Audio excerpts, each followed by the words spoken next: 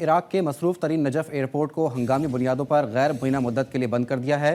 اگرچہ حکام کا دعویٰ ہے کہ رن وے پر تعمیراتی کام جاری ہے، لیکن عراق میں امریکہ کے فوجی اڈوں پر حملوں کے بعد شکوک و شبہات جنم لے رہے ہیں۔ شہریوں نے خیال ظاہر کیا ہے کہ ایئرپورٹ کو سیکیورٹی وجوہات کے باعث بند کیا گیا۔ نجف ایئرپورٹ عراق کا دوسرا اہم ترین ہوائی اڈہ ہے اور ہر ماہ ہزاروں فلائٹس یہاں اترتی ہیں اور زائرین کی بڑی تعداد نجف الاشرف سے ہو کر کربلا معلیٰ جاتی ہے۔ فلسطین میں 21 روز سے اسرائیلی بمباری جاری ہے۔ شہداء کی تعداد 7326 ہو چکی ہے۔ 20,000 سے زائد لوگ زخمی ہیں اور طبی آلات نہ ہونے کے باعث علاج ناممکن ہوتا جا رہا ہے۔ تفصیلات اس رپورٹ میں۔ گھر کھنڈر بن گئے، عمارتیں ملبے کا ڈھیر بن گئی، ہستی بستی آبادیاں مقتل گاہ کا منظر پیش کر رہی ہے۔ یہ ہے غزہ، جہاں اسرائیلی بمباری نے تباہی ہی تباہی بکھیر دی۔ 21 روز سے بمباری، ماؤں کو پکارتے یتیم بچے، اسپتالوں میں تڑپتے زخمی اور زمین پر رکھی لاشیں۔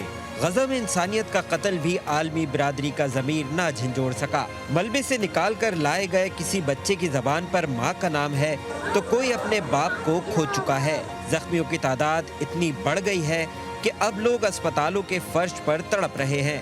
غزہ میں اسرائیلی درندگی کے باعث 50% رہائشی عمارتیں تباہ ہو چکی ہیں، جبکہ 70 طبی مراکز کو ملبے کا ڈھیر بنا دیا گیا۔ حکام نے خدشہ ظاہر کیا ہے کہ 1700 افراد اب بھی ملبے تلے دبے ہوئے ہیں۔ فلسطینی مجاہدین کا قابض اسرائیل کو بھرپور جواب۔ تل ابیب سمیت کئی شہروں پر مسلسل تیسرے روز بھی راکٹوں سے حملے۔ 7 اکتوبر سے اب تک ہلاک اسرائیلی فوجیوں کی تعداد 327 ہو گئی۔ لبنانی سرحد پر جھڑپوں میں بھی 17 فوجی مارے گئے۔ حزب اللہ کا کہنا ہے کہ دنیا کے تمام بحری بیڑے بھی آ جائیں تو بھی حماس کی حمایت سے دستبردار نہیں کرا سکتے۔ تل ابیب سمیت اسرائیل کے کئی شہروں پر حماس کا راکٹوں سے حملہ۔ تل ابیب اور یافا سمیت کئی شہروں میں تباہی کی اطلاعات۔ اسرائیلی میڈیا کا کہنا ہے کہ ایک راکٹ اسرائیلی علاقے القریہ میں بھی گرا۔ ہنگامی سائرن بجنے سے القریہ میں اسرائیلی عسکری کونسل کا اجلاس روکنا پڑا۔ اسرائیلی شہر رہوفوت میں ہائی ٹرانسمیشن لائن پر راکٹ لگنے سے بجلی معطل ہو گئی۔ لبنانی میڈیا نے دعویٰ کیا ہے کہ 20 روز کے دوران اسرائیل لبنان سرحد پر اسرائیل کے 17 فوجی مارے گئے۔ دوسری جانب اسرائیلی میڈیا نے 7 اکتوبر سے جاری آپریشن الاقصی طوفان میں ان کے 309 فوجیوں کی ہلاکت اور 224 افراد کو یرغمال بنائے جانے کی تصدیق کی ہے۔ حماس اور حزب اللہ کے حملوں کے سبب 1.25 لاکھ سے زائد اسرائیلی آبادکاروں کو شمال سے جنوب منتقل ہونا پڑا۔ امت مسلمہ کی خاموشی حیران کن ہے۔ امت مسلمہ کی حیرانی اور اس پر نظر ڈالتے ہیں انتظار حیدری کی اس رپورٹ میں۔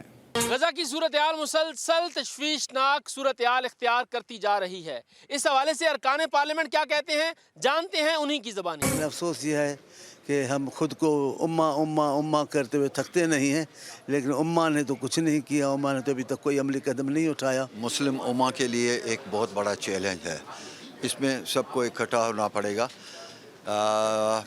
جو بھی ہے، جتنے مسائل مظالم میں کہتا ہوں کہ فلسطینیوں پہ ہیں، اس کے لیے جتنے بھی مسلمان کنٹریز ہیں ان کے ساتھ کھڑا ہونا پڑے گا۔ غزہ میں معصوم بچے، عورتیں اور لوگ شہید ہو رہے ہیں۔ مسلم امت کو ابھی اس وقت اٹھنا چاہیے، تمام اسلامی ممالک کو، خاص کر OIC کو اس پہ سٹینڈ لینا چاہیے۔ اس وقت خاموش رہنے کا وقت نہیں ہے، اس وقت آواز سب کو یکجا ہو کر اٹھانی چاہیے۔ ان تمام لوگوں کو جو چاہتے ہیں کہ دنیا ایک بہتر جگہ ہو، اپنے بچوں کے لیے، اپنی اگلی نسلوں کے لیے، ان سب کو آواز اٹھانی چاہیے۔ ارکان پارلیمنٹ کہتے ہیں کہ فلسطینیوں پر ظلم کے پہاڑ توڑ دیے گئے ہیں۔